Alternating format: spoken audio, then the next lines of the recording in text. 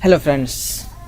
तो मैंने पिछले जो मेरा ट्यूटोरियल था कि हम InDesign के अंदर पिक्चर्स को किस प्रकार से प्लेस करते हैं, किस प्रकार से यूज़ करते हैं, हमने उसके बारे में बात किया।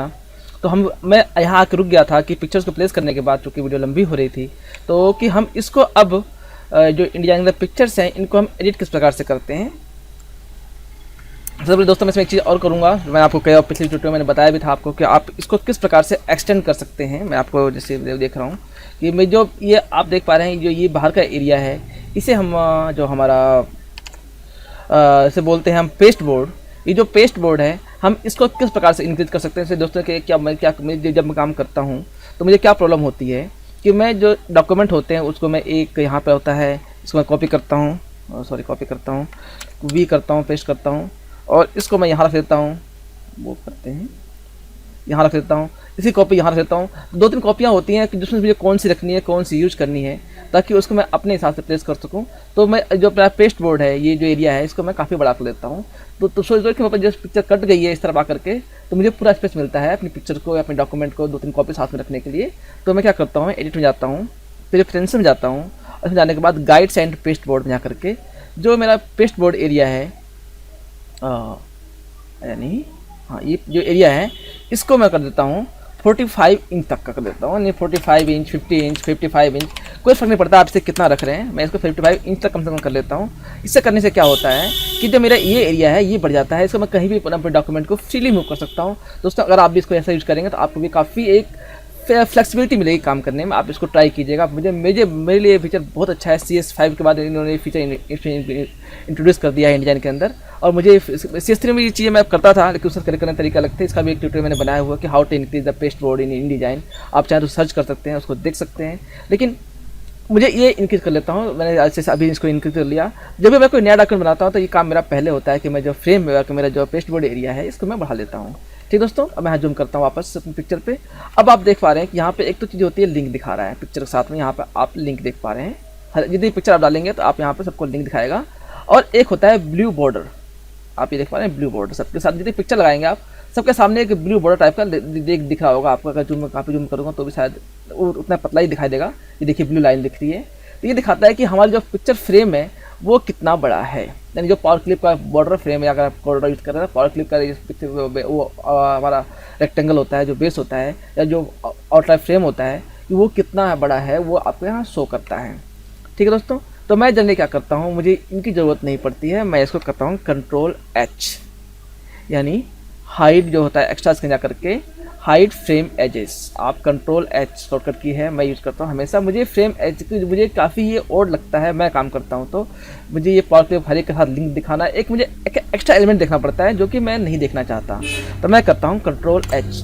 इससे क्या होता है कि ना तो मुझे फ्रेम दिखेगा, और ना ही मेरी जो पिक्चर के साथ जो ये एक लिंक का ऑप्शन आ रहा था वो भी नहीं दिखेगा। वो चीज़ें हट जाती हैं। मैं जैसे किसी पिक्चर पर क्लिक करूँगा तो मेरा फ्रेम दिखाई देगा, एक ये फ्रेम दिखता है। इस फ्रेम को मुझे बस एक चीज़ का मतलब होता है, जिसको मैंने क्लिक किया है मुझे वो चीज़ दिखाई दे, बाकी चीज़ें मुझे ना दिखाई दें। दोस्तों मुझे पसंद आता है, पता नहीं आपको पसंद आएगा नहीं आएगा, या आप अपने मुझे कमेंट से बता सकते हैं। बट मुझे पसंद आता है कि मुझे बाकी जी जो एलिमेंट्स से टेक्स्ट फ्रेम भी है, टेक्स्ट फ्रेम भी ले लिया। अगर मैंने यहाँ पे एक बना दिया, यहाँ पे कुछ भी टाइप कर दिया, प्लेस कर दिया है, जैसे कि मैंने यहाँ पे एक टेक्स्ट फ्रेम बनाया है, और इसमें मैं टाइप करता हूँ जो भी है, कुछ भी ABC टाइप कर दिया मैंने, whatever I am typing, okay KUICK brown fox jumps right over the little village dog। दोस्तों टाइपिंग से हम सीखते हैं तो ये वर्ड जो लाइन है हम इसे काफ़ी ज़्यादा यूज़ करते हैं। अब जैसे दोस्तों मैं इसको सेट करूँगा तो सिर्फ इसी का एक फ्रेम दिखाएगा, चाहे वो टेक्स्ट फ्रेम हो, चाहे कुछ भी हो, चाहे इमेज फ्रेम हो, या हमारा कोई रेक्टेंगल फ्रेम हो। जिसको भी मैंने सेट किया है, जैसे इसका है तो इसका आपसे ब्लैक दिखाएगा। किसी का भी अगर मैं बाहर सेट कर दूंगा तो किसी का भी मुझे ब्लैक शो नहीं करेगा। इससे क्या होता है कि मैं एक फ्लेक्सिबिलिटी मिलती है कि मैं W प्रेस करूं या ना प्रेस करूं तो मेरा डॉक्यूमेंट मुझे नीट दिखता है। तो थोड़ा देखिए दोस्तों, तो ये तो चीज़ एक अलग मैटर हो गया कि हम इमेज के अलावा हम अपने फीचर्स के किस प्रकार से काम कर रहे हैं। तो अब क्या करते हैं कि अब ये हो गया कि हमारा हम ब्लू लाइन जिसको सेट कर रहे हैं, ब्लू लाइन हमें इसको दिख रही है नहीं दिख रही है। अब पिक्चर्स पे बात करते हैं। पिक्चर्स पे क्या है दोस्तों कि अब सीधे इसमें हम होते थे क्या नाम है Corel Draw में, तो हम पिक्चर को छोटा करने के लिए, आप पावर क्लिप करने के लिए हम F10 टूल जो था वो दबाते थे, उसके नोट्स कर करके हम पिक्चर्स को जो पावर क्लिप के अंदर होती थी वो सेव करते हैं। अगर दोस्तों आपने जो इंडियन सीख रहा होगा, मैं जूम करता हूँ कि उसको कोडर लगभग आता ही हो, क्योंकि हमारे जितने भी इंस्टीट्यूट इंडिया के अंदर हैं वो पहले कोडर सिखाते हैं, इंडिजाइन नहीं सिखाते हैं। तो मैं अज्यूम करता हूँ कि आपको कोडर आता ही होगा। तो हम क्या करते थे कि नोट पकड़ करके, उन दोनों को नोट पकड़ करके पावर क्लिप को छोटा बड़ा करते थे ताकि उसके अंदर की इमेज वो डिस्टॉर्ट ना हो। और अगर हम बाहर से फ्रेम छोटा बड़ा करेंगे तो पिक्चर जो होती थी उसके अंदर वाली वो डिस्टॉर्ट होती थी। लेकिन इंडियन दोस्तों ऐसा नहीं है। इंडियन में क्या है कि हम जो भी फ्रेम पड़ा हुआ है, जैसे बाहर का आउटर क्लिप है, उसको किसी भी बॉर्डर से छोटा बड़ा करेंगे तो हमारी पिक्चर छोटी है, जो उसके अंदर रखी हुई है वो छोटी होती चली जाएगी। हमारी जो पिक्चर का जो डिस्टॉर्शन है वो एरिया पर बिल्कुल फर्क नहीं पड़ता है। ये हमारी पिक्चर्स का फ्रेम, मान लीजिए जैसे मुझे सिर्फ जो ये वो नाम मुझे नहीं पता हीरोइन कौन है, जो भी है, अगर सिर्फ हमें उसका पिक्चर चाहिए, सिर्फ मान लीजिए हम अमिताभ को पिक्चर चाहिए, तो हम सीधे सिर्फ बाकी पिक्चर को क्रॉप करेंगे, सिर्फ अमित जी का पिक्चर जो है वहीं रखेंगे, बाकी पिक्चर्स को हम यहाँ पे सीधे क्रॉप कर सकते हैं बिना किसी परेशानी के। आप देख रहे हैं। लेकिन अब दोस्तों क्या है, इसके अंदर हम इससे क्लिक करते हैं कि हमारे पास ये है ग्रैबर टूल। ये ग्रैबर टूल मुझे बहुत तंग करता है दोस्तों, मुझे भी काफ़ी तंग करता है। अगर आप इमेज पे काम कर रहे हैं तो, जैसे मैं काम कर रहा हूँ, तो अगर मैं सेंटर में आ गया तो सेंटर का जो एरिया होता है इसमें ये ग्रैबर टूल है, जो हमारा हाथ आ जाता है, ये अपने आप आ जाता है। चूँकि मुझे ग्रैबर टूल जरूरत नहीं होती। अगर मुझे पिक्चर सेट करना होता है तो मैं सीधे पिक्चर पर डबल क्लिक करता हूँ। आप इसे डबल क्लिक करेंगे तो इसे मैं यहाँ डबल क्लिक करूँगा तो पिक्चर का जो फ्रेम है वो दोस्तों कि ऐसा करने से हमारी पिक्चर पावर क्लिप के अंदर है, लेकिन वो पिक्चर क्रॉप नहीं होती है, पिक्चर एज इट इज पूरी मेंटेन रहती है। बस क्या होता है कि वो हमारी हाइड हो जाती है। जैसे हम फोटोशॉप के अंदर मास्किंग यूज़ करते हैं, मास्क मान लीजिए कि हमारा मास्क इतना यूज़ कर लिया हमने, तो वहाँ सिर्फ फ्रेम इतना दिखाई देगा, लेकिन इसके अंदर डबल क्लिक करेंगे तो पिक्चर पूरी होगी। आप देख पा रहे हैं। अब इस पिक्चर को पूरी है तो आप इसको चाहे मूव करेंगे, जैसे मैं मूव कर रहा हूँ तो वो पिक्चर अपने आप मूव हो जाएगी, लेकिन सिर्फ उतने फ्रेम के अंदर, यानी जितना हमने फ्रेम अपना जो हमारा अपने आउटर बॉक्स लिया हुआ है उसके अंदर पिक्चर्स हमारी ये मूव होती हैं। आप जैसे देख पा रहे हैं मैं मूव कर रहा हूँ पिक्चर्स को। तो ठीक है दोस्तों, तो ये तरीका है कि आप पिक्चर को पावर क्लिप कैसे करते हैं, पावर क्लिप मूव कैसे करते हैं। तो इसके अंदर आप डबल क्लिक करेंगे तो ये आपकी पिक्चर्स जो ओरिजिनल पिक्चर है, जितनी भी आप पिक्चर ली हुई है, अगर मैं पूरी पिक्चर ले रहा हूँ तो मैं इसका मूव करता हूँ तो बाकी पिक्चर कटेगी। लेकिन मैं क्लिक करूँगा तो आप देखेंगे कि मेरा फ्रेम बॉर्डर जो है वो उतना बड़ा ही है जितना बड़ा था। यानी पिक्चर अंदर मूव हो गई है, क्रॉप हो गई है, लेकिन फ्रेम हमारा कुछ भी डिस्टॉर्ट नहीं हुआ है। तो दोस्तों इसके लिए करने के लिए क्या करते हैं हम कि हमारा जो फ्रेम है, हम फ्रेम को छोटा बड़ा करते हैं, ना कि पिक्चर को। एक चीज़ ध्यान रखिए दोस्तों कि पिक्चर को हम छोटा बड़ा नहीं करते, हम फ्रेम को छोटा बड़ा करते हैं। पिक्चर को छोटा बड़ा करने के लिए दोस्तों क्या है कि आप कंट्रोल दबाएंगे, आप पिकर टूल लेंगे, जो कि आपका ये पिकर टूल है, आपका पिक टूल जो है, आप कंट्रोल दबाएंगे, कंट्रोल दबा करके शिफ्ट दबाएंगे साथ में, तो खींचेंगे तो आपकी पिक्चर है वो इमेज इन्हेंस होगी।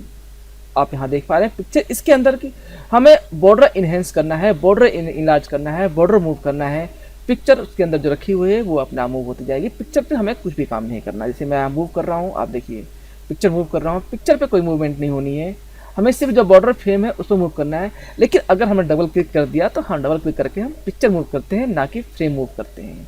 मेजर डिफरेंस है दोस्तों, इस चीज़ ध्यान रखिए कि अगर हमने सिंगल क्लिक किया है, हमारी ब्लू लाइन दिख रही है, ब्लू लाइन दिखने का मतलब है कि हमारा जो फ्रेम है वो सिलेक्टेड है, हम फ्रेम मूव कर रहे हैं। लेकिन अगर हमने यहाँ पर डबल क्लिक कर दिया है और डबल क्लिक करने के बाद आप ऑरेंज लाइन देख पा रहे हैं बाहर से, तो इसका मतलब है कि हमारी पिक्चर सेलेक्टेड है, हमारा फ्रेम सेलेक्टेड नहीं है, और हम फ्रेम को जो बिना फ्रेम को टच किए हम अपनी पिक्चर्स को मूव कर सकते हैं। बहुत बड़ा डिफरेंस दोस्तों। आप पिक्चर पे काम करेंगे तो आप खुद अपने सिस्टम पे खोलिएगा, 2-3 पिक्चर्स गूगल से सर्च करिएगा, कोई पिक्चर आपका पड़ी हो, अपनी फोटोग्राफ्स होंगी, मोबाइल से खींची होंगी आपने, उसको खोलिएगा और उसको प्लेस करना तरीका क्या है, मैंने पिछले वीडियो में दिखाया कि आप पिक्चर को प्लेस किस प्रकार से कर सकते हैं, और उसको आप इंपोर्ट करिएगा और फ्रेम अपने आप बन जाता है पावर क्लिप। फ्रेम को छोटा बड़ा करना है, आप छोटा बड़ा कर सकते हैं, आप मूव कर सकते हैं पिक्चर्स को, कंट्रोल शिफ्ट दबाएंगे तो पिक्चर छोटी भी हो सकती है उसी फ्रेम के अंदर। डबल क्लिक करके भी आप चाहें तो, डबल क्लिक करके आपने दबा कंट्रोल शिफ्ट प्रेस किया तो आप पिक्चर्स को उसमें छोटी कर सकते हैं फ्रेम के अंदर भी। तो दोस्तों ये टिप आपको कैसी लग रही है, मैं ऐसा करता हूँ आपको पसंद आ रही होंगी, आप पिक्चर्स को कैसे मूव कर सकते हैं आप मुझे अपने कमेंट सेक्शन से जरूर बताइएगा। और दोस्तों अब यह हो गया कि हमने पिक्चर्स को मूव कर लिया, यहाँ पर, यहाँ से यहाँ तक ले आए, इसको हमने मूव किया, इसको भी मूव कर सकते हैं, ऐसे यहाँ ले आए। अब एक चीज़, अब यहाँ पे मैंने आपसे क्या बताने वाला था कि जो ग्रैबर टूल को हम कैसे ऑन और ऑफ कर सकते हैं। अब आप देख पाए ग्रैबर टूल मुझे तंग करता है दोस्तों। मैं अपनी सीधी सिंपली बात बताऊं तो मैं कभी भी ग्रैबर टूल ऑन नहीं करता जब भी काम करता हूं। मुझे ग्रैबर टूल से, चूँकि सिस्टम मैंने फॉर्मेट किया है, रीफॉर्मेट हुआ है, इसलिए ग्रैबर टूल यहाँ शो कर रहा है। इसको हम कैसे ऑफ करते हैं, आप व्यू में दोबारा जाएंगे, एक्स्ट्रास में जाएंगे, इसके अंदर आता है ग्रिड्स एंड गाइड्स में नहीं होता, हाइड्स एक्स्ट्रास के अंदर ही होता है, hide content grabber, that's it.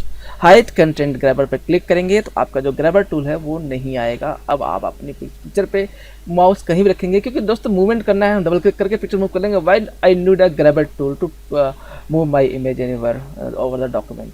हाँ दोस्तों, तो आप सीधे सीधे आप पिक्चर को लीजिए, आप पिक्चर को मूव करिए अपने जहाँ पे आपने चाहते हैं, बिना किसी परेशानी के, बिना किसी उसके ग्रैबर टूल ऑफ करके। ठीक है दोस्तों। तो दोस्तों अब तक हम सीख चुके हैं इस ट्यूटोरियल के अंदर कि हम पिक्चर को इंपोर्ट कैसे करते हैं, प्लेस कैसे करते हैं, उन्हें मूव कैसे करते हैं और उन्हें रिसाइज कैसे करते हैं। अब दोस्तों मैं आपको एक और नई टिप बताने जा रहा हूँ। अब क्या है कि अब पिक्चर्स ऐसे होती हैं कि हम इन्हें कॉपी और पेस्ट किस प्रकार से करते हैं। इन्हीं पिक्चर्स को अगर हमें कॉपी करना हो तो कॉपी कैसे करेंगे और उन्हें फिर पेस्ट कैसे करेंगे। तो अब इसके बारे में भी एक दोस्तों एक टिप थोड़ी अलग सी है, आप इसको भी ध्यान से देखिए उसके मैं इसमें क्या करने वाला हूँ और इसको कैसे हम यूज करेंगे। तो दोस्तों जैसे कि मान लीजिए पिक्चर है, अब मैंने इसको यहाँ से कॉपी किया, एडिट कॉपी, ठीक है। अब इसको कॉपी करने के बाद तो दोस्तों आपको पता है कॉपी करना है तो हमें इसे कहीं ना कहीं पेस्ट करना है, तो हम इसको पेस्ट करते हैं। तो एक चीज़ आपको पता है जो कि मैं पेस्ट करता हूँ इंडियन के अंदर, तो इंडियन में होता है क्या है कि जब पेस्ट करता हूँ तो जो स्क्रीन खुली होती है उसके सेंटर में ये वो पिक्चर को प्लेस करता है या पेस्ट करता है। आप पता ही है इस बारे में आप अगर काम करते हैं तो। और इसके बारे में मैंने एक जो ट्यूटोरियल भी बनाया हुआ था कि हम पिक्चर्स को इंडिया में कॉपी पेस्ट और पेस्ट इन प्लेस किस प्रकार से यूज़ करते हैं। तो दोस्तों यदि हम पिक्चर को वापस इस पिक्चर यहाँ से कॉपी किया है, दोबारा हम पिक्चर यहीं पेस्ट करना हो तो उसके दोस्तों हम पेस्ट इन प्लेस का कमांड यूज़ करते हैं। ये देखिए, तो जहाँ हम जिस ऑब्जेक्ट को जहाँ से हम कॉपी करते हैं कॉरिडोर के अंदर जहाँ जो चीज़ पेस्ट करते हैं तो वहीं जहाँ से कॉपी होती है वहीं पेस्ट होती है, चाहे वो फ्रेम के बाहर हो या फ्रेम के अंदर हो। लेकिन इंडिया में ऐसा नहीं होता है। इंडिया में मैंने इसे कॉपी यहाँ कर रखा है और कॉपी करने के बाद मैं इसको यहाँ ले आता हूँ, बिल्कुल बाहर में चाहूँ कि इसको यहाँ पेस्ट करना चाहूँ तो उसका मैं यहाँ ही पेस्ट कर सकता हूँ। तो उसको जो भी स्क्रीन मेरी है उसके सेंटर में उसको लेता है। ठीक है दोस्तों, तो वापस अपनी जगह पर आ जाते हैं। ये था हमारा पेस्ट और पेस्ट का प्लेस का कमांड थी। लेकिन दोस्तों अब करना क्या है कि मेरे से मैंने बताया आपको कि ये कोई भी पिक्चर होती है इंडियन के अंदर तो वो एक अपने आप एक पावर क्लिप ऑब्जेक्ट ले लेता है कि मतलब वो किसी भी फ्रेम के अंदर ही होगी, चाहे वो फ्रेम आपका ये में रेक्टेंगल है या फिर इसके अंदर मैं लिखता हूँ एक स्क्वायर लेता हूँ, स्क्वायर ले लिया, या मैंने इसके अंदर ले लिया एक आपका ये पॉलीगन है, ये पॉलीगन ले लिया। ये मैंने आपको 3 फ्रेम लिए हैं। तो अब मुझे इन तीनों फ्रेम के अंदर मुझे अगर यही पिक्चर चाहिए तो क्या करना है। एक तो मैंने आप कॉपी किया, मैंने यहाँ से कॉपी किया इसको, अब मैं इसको यहाँ पेस्ट करता हूँ। कंट्रोल ये होता है पेस्ट इनटू का आल्ट कंट्रोल और वी या कंट्रोल आल्ट वी कुछ भी यूज़ कर सकते हैं। पेस्ट इनटू यानी पेस्ट इनटू जो फ्रेम सेलेक्टेड है उसी के अंदर पेस्ट करेगा। दोस्तों इसमें जो फ्रेम्स हैं वो ग्रुप नहीं होने चाहिए। कॉरिडोर के अंदर जो ग्रुप होते हैं तो भी हम पावर क्लिप कर लेते हैं, लेकिन इसके अंदर क्या है कि आपको पास वो फ्रेम जो है वो सिंगल फ्रेम होना चाहिए। ग्रुप या 2 फ्रेम आप सेलेक्ट नहीं करेंगे, आप सिर्फ एक फ्रेम सेलेक्ट करेंगे, तभी आपका कमांड जो पेस्ट इनटू कमांड है वो काम करेगी।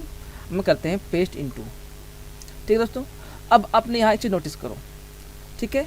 और मैं यहाँ से लेता हूँ, मैंने इसको डबल क्लिक किया, इसके अंदर जो पिक्चर फ्रेम है मैंने उसे कॉपी किया, जो पिक्चर है, ठीक है। अब मैं इसको यहाँ रख रहा हूँ इस फ्रेम में। अब मैं इसको यहाँ पेस्ट इनटू कर रहा हूँ, सॉरी पेस्ट इन प्लेस नहीं, पेस्ट इनटू, एडिट सेलेक्ट करता हूँ पहले इसको, एडिट पेस्ट इनटू। ये देखिए दोनों में डिफरेंस देखिए कि पहले क्या था कि अब ये क्या है कि फ्रेम के अंदर फ्रेम है, फिर फ्रेम के अंदर पिक्चर है। यानी एक पहला फ्रेम, इसके अंदर एक फ्रेम दूसरा छोटा जो पिक्चर दिख रही है उसे मैं डबल क्लिक करता हूँ तो ये फ्रेम सेलेक्ट होगा। अब इसके बाद मैं 2 क्लिक करूँगा तो जो पिक्चर है वो सिलेक्ट होगी। यानी फ्रेम इंटू पिक्चर है, picture into a frame, then frame into a frame. आप ऐसा कर सकते हैं इसको। तो पिक्चर्स क्या है दोस्तों, हम डबल क्लिक करके सिर्फ पिक्चर सेलेक्ट करना हो तो इस जैसे इसके अंदर भी पेस्ट करना हो तो चाहे मैं फ्रेम पिक्चर सेलेक्ट कर सकता हूँ, या मैं सिर्फ पिक्चर सेलेक्ट करता हूँ तो कंट्रोल सी करता हूँ और इसको यहाँ पे इस फ्रेम में इसको मैं पेस्ट करता हूँ। कंट्रोल ऑल्ट और वी मैंने प्रेस किया हुआ है और यहाँ पेस्ट कर दिया। अब इसके बाद मैं इसको मूव कर सकता हूँ अपने हिसाब से जहाँ चाहिए। तो आप पिक्चर्स को अगर कहीं मूव करना हो, पेस्ट करना हो, फ्रेम के साथ मूव करना हो, दोस्तों आप सारी कमांड सीख चुके हैं। मैं आपको बता दें कि आप पिक्चर को इंडिया के अंदर किस प्रकार से प्लेस करते हैं। अब आप पिक्चर को एक करके यहाँ प्लेस कर सकते हैं, इसका कोलाज बना सकते हैं, चाहे अपने मर्जी के हिसाब से। एक पिक्चर यहाँ लगाया, एक पिक्चर मैंने यहाँ लिया, इसको मैंने छोटी कर लिया, मुझे एक्स्ट्रा फ्रेम जरूरत नहीं है, मैंने इसको यहाँ हटा दिया। इस पिक्चर को उठाया, मैंने यहाँ रखा, इसको छोटा कर दिया। अब ये आप इसको चाहें तो इसको कैसे भी अपने हिसाब से यूज़ कर सकते हैं। इसको लगाया मैंने, इसको लिया यहाँ पे, इसको मैंने बड़ी कर दिया। अब आप इन पिक्चर्स को मूव करके, छोटा करके, बड़ा करके आप इसको अपने हिसाब से जैसा आप चाहते हैं इस पूरी पिक्चर को यूज कर सकते हैं। इसको उठाया मैंने, यहाँ बड़ा ऊपर है, बाहर गया, बाहर से ऊपर से छोटी नहीं होगी, इसको मैं नीचे छोटा करूँगा। इसको दोस्तों इसका नीचे लूँगा, यहाँ से छोटा करूँगा, इसको मूव करूँगा, वापस लाऊँगा। अब इसको मैं यहाँ इसको बड़ा कर सकता हूँ जितना मुझे चाहिए। और एक पिक्चर और ले लेते हैं, और पिक्चर अब यहाँ से है, इसके अंदर से कोई पिक्चर नहीं आ रही है तो इसको लेते हैं, इस पिक्चर को हम छोटी कर देते हैं। एक पिक्चर यहाँ से उठाया, यहाँ से हमने इसको छोटा कर दिया, और इसको हमने यहाँ लगा लिया, या फिर इसको यहाँ ही लगाया तो पिक्चर बहुत बड़ी है। इसको लेते हैं दोस्तों यहाँ पे, और इस पिक्चर को पूरी खोल देते हैं। तो ये अरेंजमेंट आपके ऊपर डिपेंड करता है कि आप इसको किस प्रकार से अरेंज करना चाहते हैं। जब पिक्चर बड़ी हो रही है तो हम इसको छोटा कर देते हैं, या इसको बड़ा कर देते हैं, सो दैट कि हमारा जो फ्रेम है वो बराबर हो जाए। ये देखिए, अगर गलती से दोस्तों आपसे फ्रेम बड़ा भी हो गया है तो अब क्या करेंगे, या डबल क्लिक करके पिक्चर छोटी करेंगे, या फिर हम क्या करते हैं, यहाँ पे 4 ऑप्शन दिए हुए हैं, पिक्चर फिट टू फ्रेम, ईरा आपका ईरा, एक्सपेंड टू फ्रेम, यहाँ क्लिक करेंगे तो पिक्चर जो फ्रेम है वो एक्सपेंड हो जाती है। इस पूरी कमांड के बारे में मेरी जो अगली वीडियो है उसमें बताने वाला हूँ कि आप इस पिक्चर के साथ फिट टू फ्रेम या एक्सपेंड टू फ्रेम या सेंटर इन फ्रेम ये सब कमांड किस प्रकार से यूज की जाती हैं, इसके बारे में जो मेरी अगली वीडियो ट्यूटोरियल है उसके अंदर बात करेंगे। तो दोस्तों आपको ये वीडियो कैसी लगी मुझे कमेंट सेक्शन के माध्यम से, या आपने जो मेरे चैनल को सब्सक्राइब करके मुझे जो बता सकते हैं दोस्तों। धन्यवाद।